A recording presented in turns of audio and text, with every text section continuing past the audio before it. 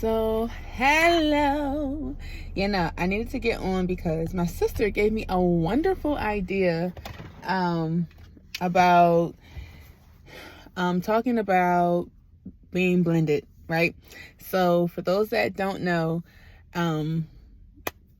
which most of you probably don't, because I never sat and explained this. So let me explain this. So, my name, Mrs. Mending and Blending, actually comes from my nonprofit organization called Mended and Blended, the Mended and Blended Network Incorporated, founded here in Delaware. It originated from me being in this space where I am a product of a blended family, but I've also been in a position where I went to create my own blended family. So it is me, my husband, our oldest, Julian, who is my stepson, and then we have two kids of our own, Ethan and McKenna. And you guys have seen them plastered on my page. So, that's that.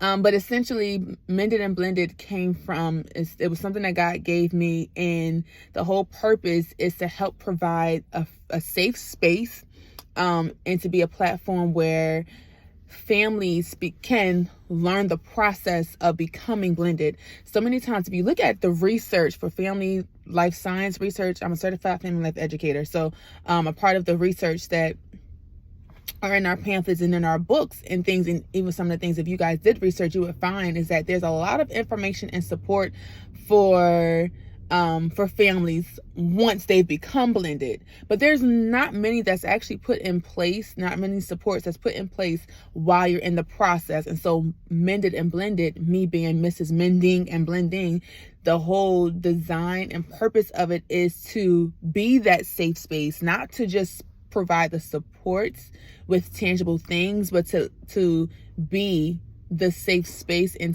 to be the vessel to help people navigate the process to becoming blended.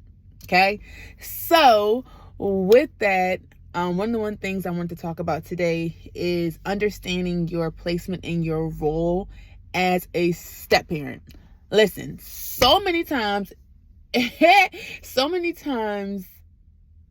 a step parent, and I can look back at my journey now, so many times I've been, unfortunately, but fortunately, because it all works out for the good, but unfortunately been in a place where I had so many expectations from everybody. So I had the expectations of my husband, had the expectations of our son's mom, had the expectations of our son, had the expectations of me.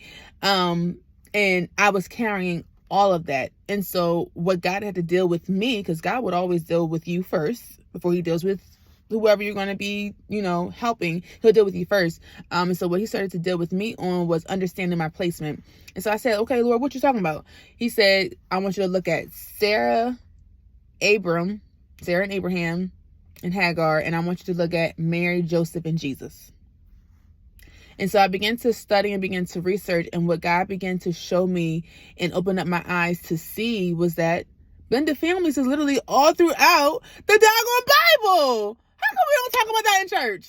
How come we don't talk about the fact that Jesus was a part of a blended family? How come we don't talk about Sarah was a stepmom? How come we don't talk? Those are just two examples. There's so many examples. And so the Lord wanted me to look at the placement of Sarah's posture and the placement of Joseph's posture as it pertains to their stepchildren. And what the Lord began to show me was that your place and your role is never to replace. Now, granted, I can only speak for myself. I never, even when I would if I saw a need for our son that was not being fulfilled, I would oftentimes step in and step up and just do.